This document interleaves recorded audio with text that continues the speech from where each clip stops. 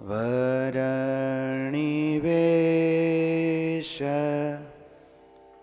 રમણીય દર્શનમ મંદહાસરુચિરા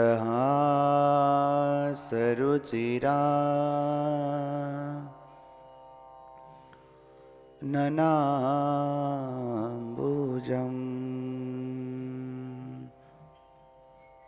પૂજિતં સુરનરો તમેરમુદા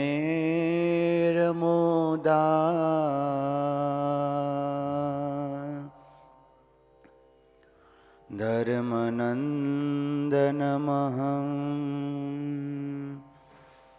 વિચિંતયે.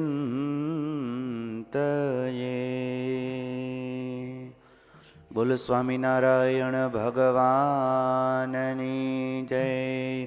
હરિ કૃષ્ણ મહારાજની જય. ઘનશ્યામ મહારાજની જય. સુણો વળી કહુરંતી દેવની રીતજી.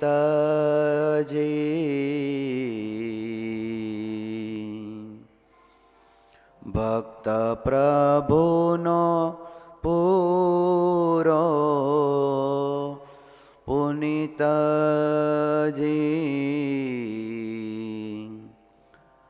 સહ્યા તેણે દુઃખ શરીરે અગણિતજી.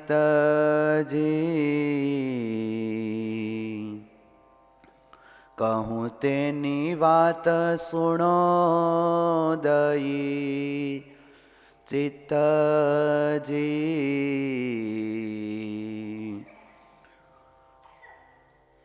કહું વાત રંતી દેવની કરે નિજ નગરનું રાજ. પોતે પોતાની પ્રજા પાસે રખાવે બહુ અનાજ. એમ કરતા આવી પડ્યો 12 વરસનો વળી કાળ. એકાદશ વરસ અન્ન પહોંચ્યું. દ્વાદશનો થયો જંજાળ.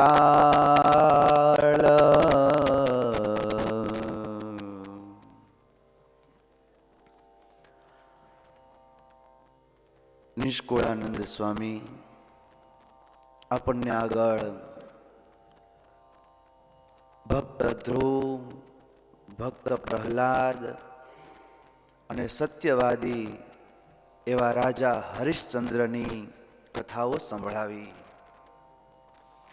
સ્વામી હવે આપણને રાજા રંતીદેવની કથા સંભળાવે છે. ભગવાનને પામવા હોય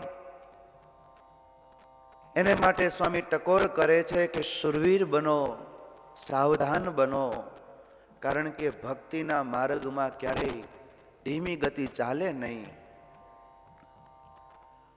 આવા મહાન ભક્તોની કથા સંભળાવી અને સ્વામી કહે છે કે આપણે પણ એ જ માર્ગે જવું છે તો શુરવીરતા રાખો, સતત સાવધાની રાખો.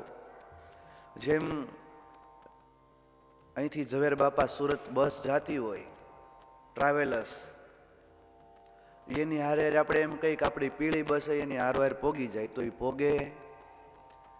એની સાથે જો ટ્રાવેલર્સની સાથે પહોંચવું હોય તો ભેગે ભેગી બીજી બસ પણ એવી જોઈએ. બંને વાહન એક સરખા હોય તો જ પહોંચી શકાય.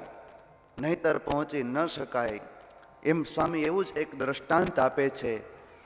પંચ અસવાર પંથે જાતા,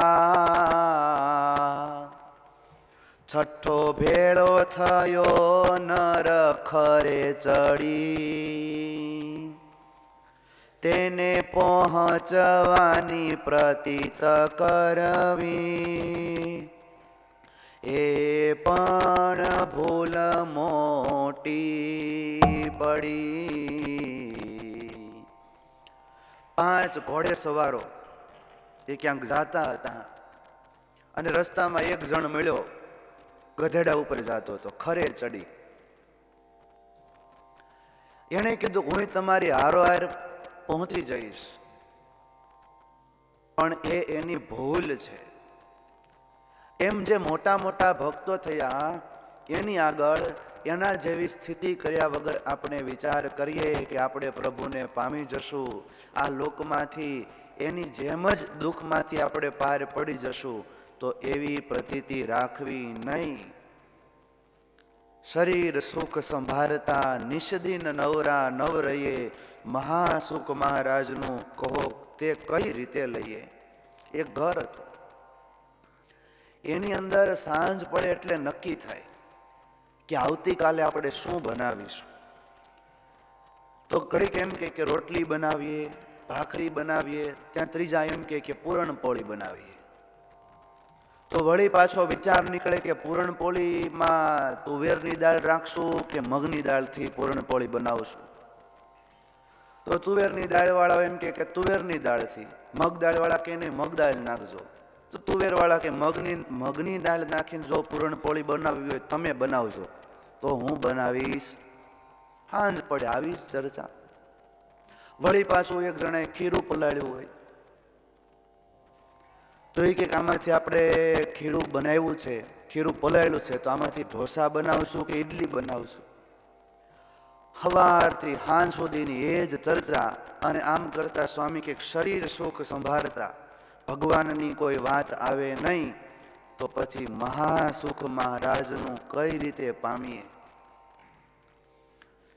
આ તો એક જમવાની વાત થઈ. એવી રીતે વસ્ત્રો પહેરવા માટેની પણ એ રીતની સિસ્ટમ હોય. તો જેને ભગવાનને માર્ગે આગળ વધવું છે એને શરીર સુખમાંથી વૃત્તિ પાછી વાળી અને મોટા ભક્તો મહારાજને પામવા માટે એ કઈ વૃત્તિ રાખી અને પોતાનો દિવસ નિર્ગમતા એક એક ક્ષણને વિતાવતા એ વિચાર કરવો પડે. અને સ્વામી કહે છે કે એવા વિચાર કરવા માટે હું એક દ્રષ્ટાંત આપું છું, એક કથા કહું છું, અને એ કથા ખૂબ સાચી છે. સુણો વળી કહું રંતી દેવની રીતજી, ભક્ત પ્રભુનો પૂરો પુનિતજી. રંતીદેવ રાજાની કથા. એ રાજા હતા એટલું નહીં, પણ ભગવાનના એ પૂર્ણ ભક્ત હતા. એનું જ્યારે રાજ્ય શાસન ચાલી રહ્યું છે, હવે કુદરતની તો કેવી કળા, અણધાર્યું તે આગળ થાય. આજ એના રાજ્યની અંદર વારંવાર દુષ્કાળ પડવા લાગ્યા છે. એટલે રાજા પોતે પ્રચાર કરે. આપણે કેમ મહારાજ દુષ્કાળ પડવાનો હોય તો એ વખતે મહારાજ પોતે પ્રચાર કરે, પોતે ભક્તોને સાવધાન કરે કે ભક્તો અનાજનો સંગ્રહ કરજો, જેટલા પશુ હોય એટલો તમે 4 પૂળા પણ ભેગા રાખજો. આવું મહારાજ પણ કહેતા. એ રંતીદેવ રાજા પણ એ રીતે કહેતા કહેતા એ આજે પોતાના નગરમાં ફરે છે. રાજા તો બહુ જૂના સમયમાં થઈ ગયા. આ કળિયુગમાં જ દુકાળ પડે એવું નથી, તે સતયુગમાં ત્રેતા યુગમાં પણ દુકાળ પડતા. એટલે તો ગુણાતીતાનંદ સ્વામી કીધું આપણે કોઈ દુકાળ જોયો? સ્વામી કહે કે દુઃખ તો અમારી વારીમાં હતું, હવે તો સુખપાલમાં બેસીને ભગવાન ભજવાના છે. પણ એ સુખપાલ એટલું બધું થઈ ગયું કે આ મોબાઈલ ને વોટ્સઅપ ને એ બધું આવી ગયું. પછી વોટ્સઅપ આખો બધી ઘૂમડા રાખે, પણ ભગવાન ભજાય, ભગવાનના નામની માળા ફેરવાય. કદાચ ડિજિટલ કાઉન્ટિંગ મશીન પણ આવી ગયા, પણ આપણે કાઉન્ટિંગ મશીન તો આપણને હાથમાં નડે, એ નાનકડું મશીન નડે પણ મોબાઈલ નડે નહીં. પરંતુ જેને પ્રભુને પામવા એને તો અખંડ પ્રભુના નામમાં લાગી જવું, પ્રભુની સેવામાં લાગી જવું, એવું સ્વામી કહે છે. રાજા તો બધે ફરી વળે કે અન્નનો સંગ્રહ કરજો, ધનનો સંગ્રહ કરજો. એમ કરતા પણ અનાજ છે એ બધાના ઘરમાં ખૂટ્યું. એટલે રાજા હોય ને એને પોતાના કોઠારો ભરી રાખ્યા હોય, અને એ કોઠારો પોતાની કેપેસિટી પ્રમાણે ભર્યા હોય કે કદાચ 2 વર્ષ દુષ્કાળ પડે તો પણ એ આપણું નગર છે એમાં કોઈ મરે નહીં. પણ આ તો ભાઈ એટલો દુષ્કાળ પડ્યો, એમ કરતા આવી પડ્યો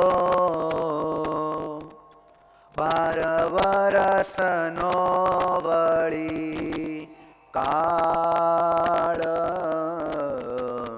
12 વર્ષનો આ દુષ્કાળ પડ્યા છે. રાજાએ નક્કી કર્યું કે આપણા જે કોઠારો એમાંથી અન્ન ખૂટી ગયું, ધન ખૂટી ગયું, તો હવે જે કાંઈ રાજ રચેલું છે ને એને પણ વેચી અને એના પૈસામાંથી પણ પ્રજાને આપણે જમાડીએ. એમ નહોતું કે પશુની માટે જે ઘાસ કોળા છે એ બહાર પડ્યા હોય તો પછી એના એ બધા રાજા છે એ જ આપણી કાઠિયાવાડી ભાષામાં ઓગાળી જાય. એ જૂના સમયમાં એ રાજાએ પોતાનું રાજ રચેલું વેચી નાખ્યું, એમાંથી પણ ખવડાવ્યું. છતાં પણ આજે રાજની પ્રજા એ તો ભૂખના દુઃખથી ટળવળે. નાના બાળકો રડ્યા રાખે, પશુઓ ભાંભરડા નાખી અને મરી જાય. વૃદ્ધો બિચારા એકદમ કશું બોલી પણ ન શકે, ચાલી પણ ન શકે, અને આમને આમ એનું પ્રાણ પંખેરું ઉડી જાય. એટલે રાજા રંતીદેવજી, એમના પત્ની, એમના પુત્ર જે રાજકુમાર અને એમના પુત્ર વધુ, એ ચારેય જણાએ નક્કી કર્યું કે હવે આપણે કોઈને ખવડાવી શકીએ એમ નથી, તો ચાલો આપણે વનમાં જઈએ. શા માટે વનમાં? કે પૂરું પડે એમ નથી તો ભાગી જઈએ એમ નહીં. એણે એવું નક્કી કર્યું કે હવે આપણાથી શું થશે? પ્રભુનું ભજન કરીએ, તપશ્ચર્યા કરીએ, ભગવાનને રાજી કરીએ અને પ્રજાને માટે આપણે પ્રાર્થના કરશું કે ભગવાન બધાને વળી પાછો વરસાદ વરસાવે અને સુખિયા કરે. એ રાજા, રાણી, રાજકુમાર અને એમના જે પુત્રવધુ હતા, ચારેય જણા વનમાં ચાલતા થયા અને તપશ્ચર્યા કરવા માટે જાય છે. અને બરોબર ત્યાં વનમાં રહી અને તપશ્ચર્યા કરે છે. 1 દિવસ, 2 દિવસ, 5, 10, 49 જેટલા દિવસો વીત્યા છે. અને આજે 50મા દિવસે થોડું ઘણું અન્ન મળ્યું છે અને થોડું ઘણું જળ મળ્યું છે. થયું કે હાલો આ અનાજ ભાગમાં આવ્યું છે, અન્ન આવ્યું છે, તો આપણે ચારેય જણા ભાગે ભળતું લઈ લઈએ. આ બહુ વિચાર્યા જેવી વાત છે. 49 દિવસના ઉપવાસ ને 50મા દિવસે ભાગ પાડવાની વાત થાય છે. બાકી એકાદશીનો ઉપવાસ હોય તો 12ના દિવસે ભાગ સાંભળે? જે હોય એ આપણે ઠાકોર જમાડી લઈએ, વાહે વાળાનું જે થવું હોય એ. ઘરના વડીલ હોય એ સ્વામી કહે કે એને ધ્યાન રાખવું પડે કે બધાયની પહેલાં એ જમવા માટે બેસતા હોય, વસ્તુ સામગ્રી થોડી બની હોય તો પહેલાં આવી અને બધું છે એ સ્વામી સ્વાહા કરી જાય, તો પછી વાહેવાળા ગ્રહલક્ષ્મી હોય એને તો પછી તપેલીમાં રોટલો છે એ ક્યાંક અડાડે ખૂણે ખાચરે, ક્યાંક રાઈનો દાણો ચોંટ્યો હોય ને ક્યાંક ચટણી ચોંટી હોય. પણ ભાગ પાડી અને બધાએ ભેગા મળી અને પછી જમે. અને જો જમતી વખતે હરખા ભાગ પાડવાની ટેવ પડી હોય ને તો જેથી ભાઈઓ ભાગ પડે ને તેથી ઝઘડા ન થાય. નહીતર જમતી વખતે ન પડી હોય તો પછી તેદી શેઢા માટે અને ઘરેણા માટે, શેટી ને સોફા માટે ઝઘડા થાય. આ રાજા, એનો પરિવાર, એ ચારેય ભાઈઓ ભાગ પાડી અને ભાઈ ચારેય ભાગ પાડ્યા છે. પણ બરોબર ભાગ પાડીને જમવા માટે બેઠા, પણ સારો એ પરિવાર છે એ પરોપકારી હતો. રંતીદેવ રાજાએ આમ ચારેય બાજુ જોયું કે કોઈ ભિક્ષુક આવે તો એને આપણે જમાડી અને પછી જમીએ. પ્રજાવત્સલ રાજવી હતા, દયા, પરોપકાર અને પવિત્રતાનો એના જીવનમાં સંયોગ હતો. આમ જોયું છે તો એક વ્યક્તિને જોયો. સ્વામી આમાં શબ્દ વાપરો છે, પણ ના વાપરાય કે ન વપરાય, આપણે વ્યક્તિ જ રાખીએ, ભિક્ષુક રાખીએ. એ ભિક્ષુકને જોયો એટલે ભિક્ષુકને બોલાવ્યો. આવો ભિક્ષુક.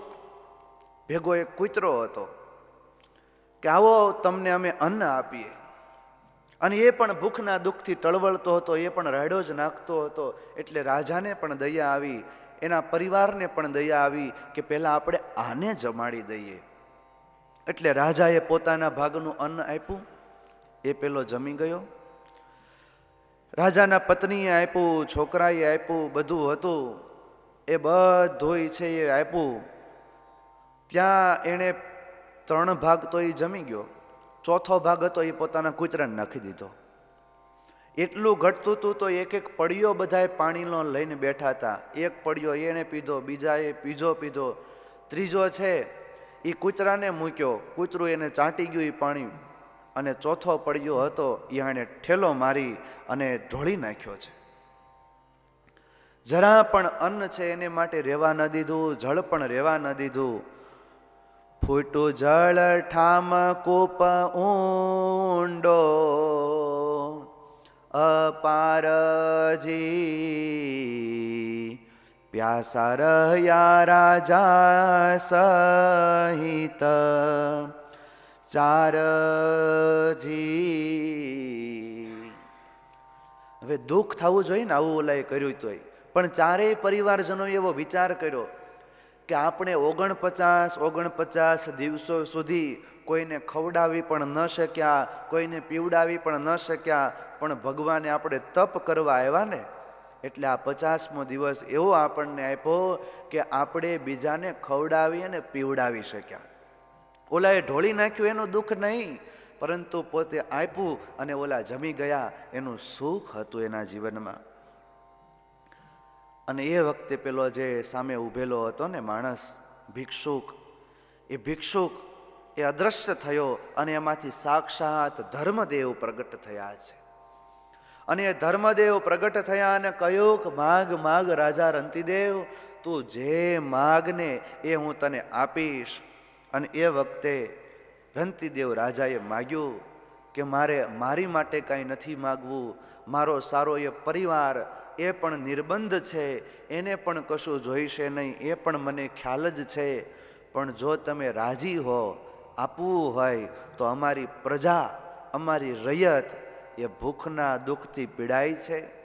ઘણા સમયથી વરસાદ નથી પડ્યો, તો તમે વરસાદ વરસાવો તો બધાએ ખાતા પીતા થાય અને સુખી થાય, પ્રાણીઓ સુખી થાય, એ પક્ષીઓ સુખી થાય, એ બધાનું સુખ થાય, એવી તમે વરસાદ કરો.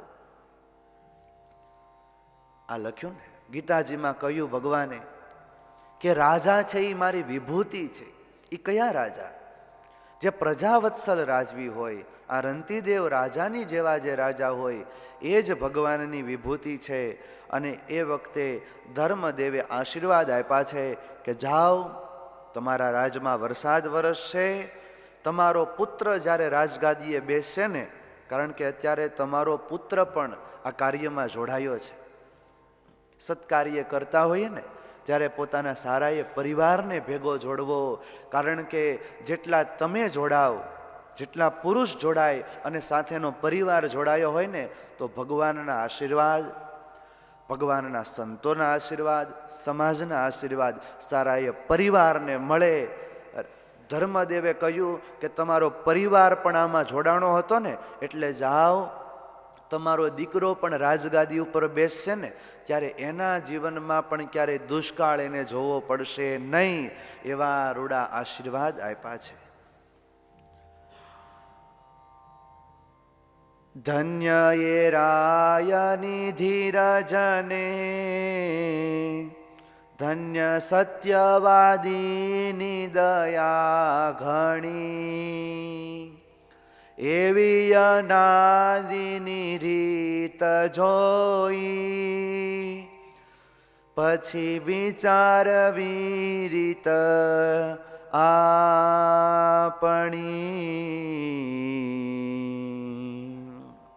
રાજાની ધીરજ એવી હતી.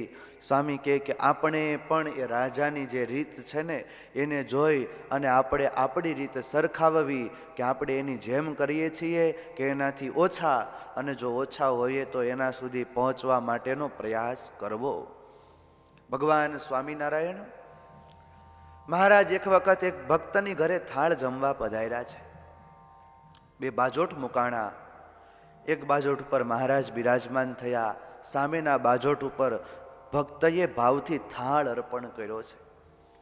મહારાજ જ્યાં જમવાનો પ્રારંભ કરે ત્યાં બારીમાંથી અવાજ આવ્યો કે કોઈક મને બટકું રોટલો આપો, ઘણા દિવસથી હું ભૂખ્યો છું, મારી આંતરડીને ઠારો. અને મહારાજ તો સાંભળી ગયા.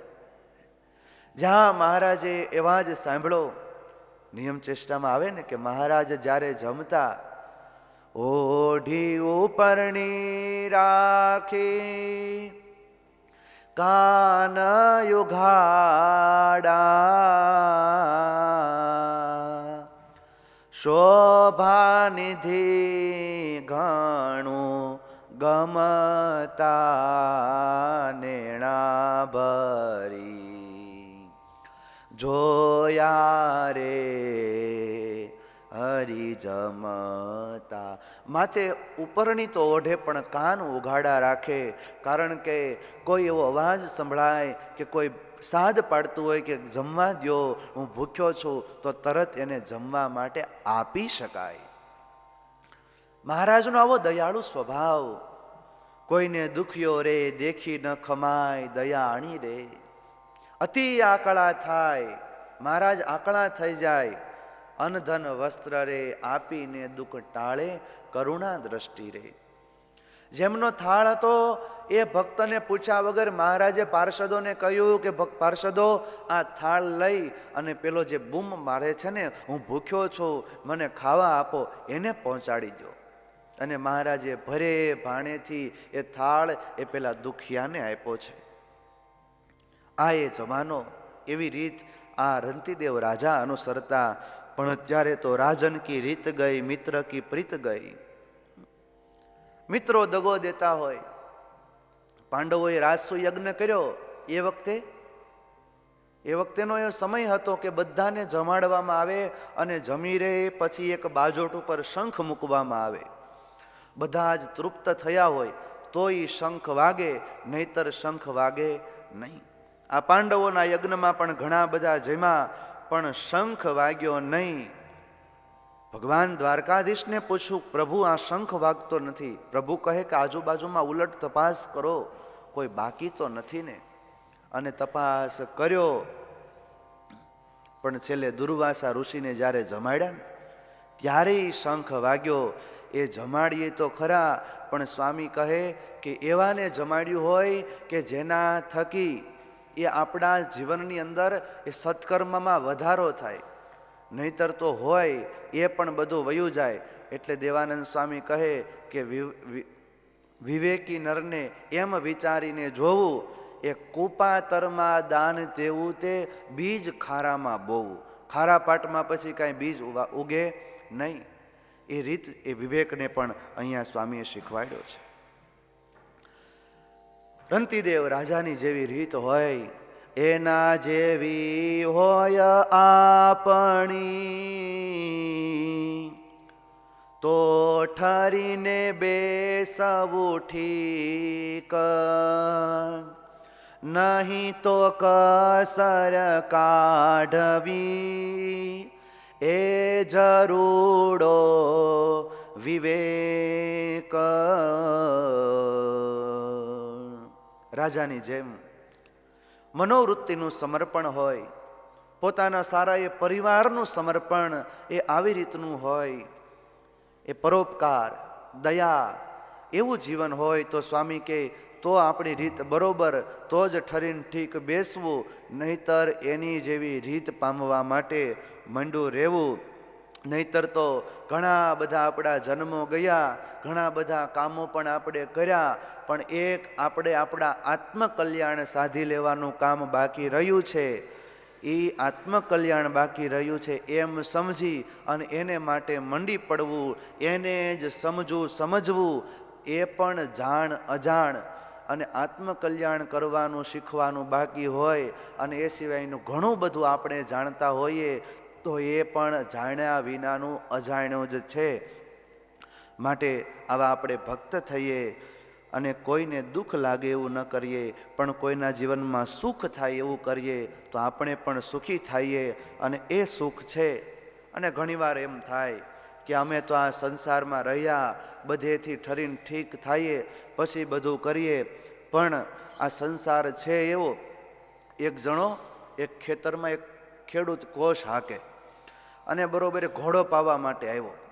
એણે કોઈ દી ખેતી કરેલી નહીં. ઘોડો પાવા માટે જ્યાં આવે છે એ વખતે પેલો જે કોષ હાલે ને એનો કીચુડ કીચુડ અવાજ થાય એટલે ઘોડો ભડકે.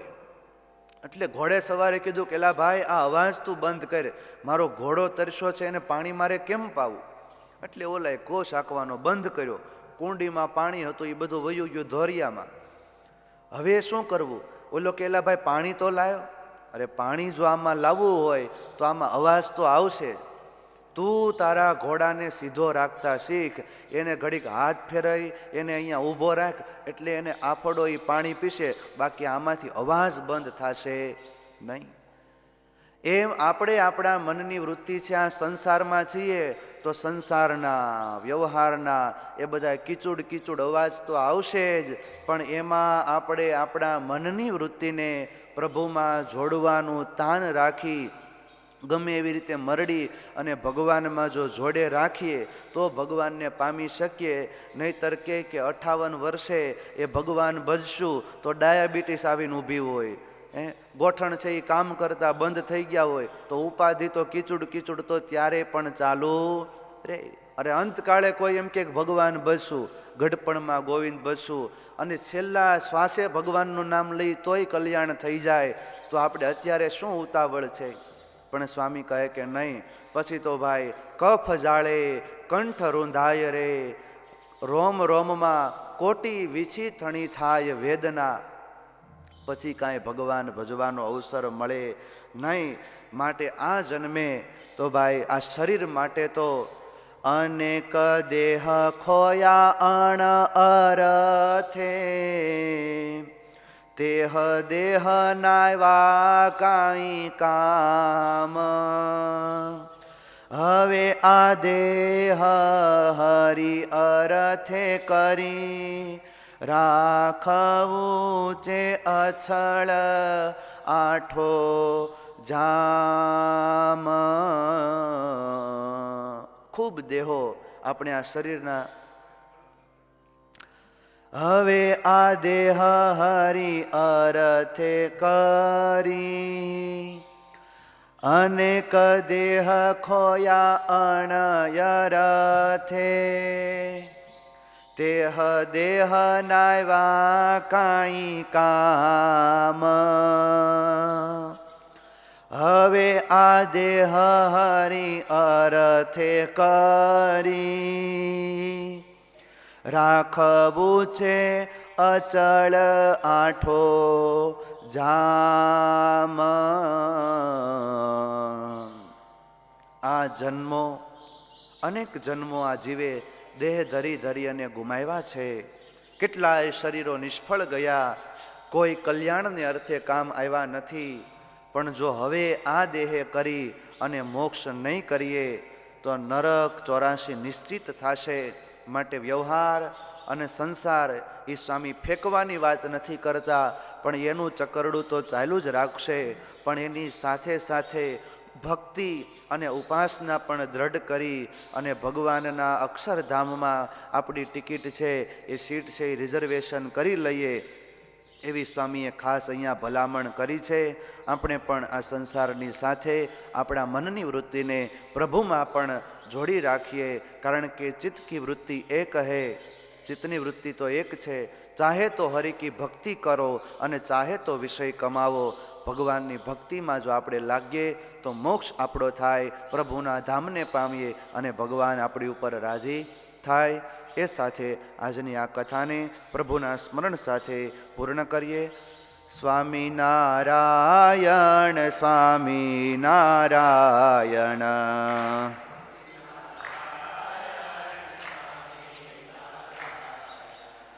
સ્વામિનારાયણ સ્વામિનારાયણ.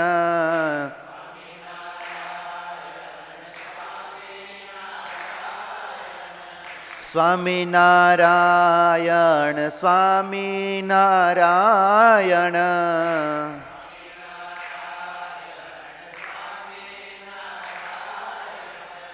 સ્વામિનારાયણ સ્વામિનારાયણ.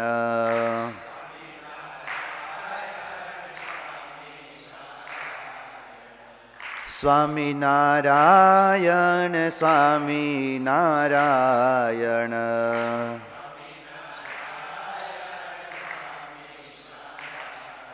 સહજાનંદ સ્વામી મહારાજની જય. આજે ઘનશ્યામ મહારાજને પ્રાતઃ શિરામણી પરમ ભક્ત હિરેનભાઈ થોરિયા સાહેબ તરફથી છે.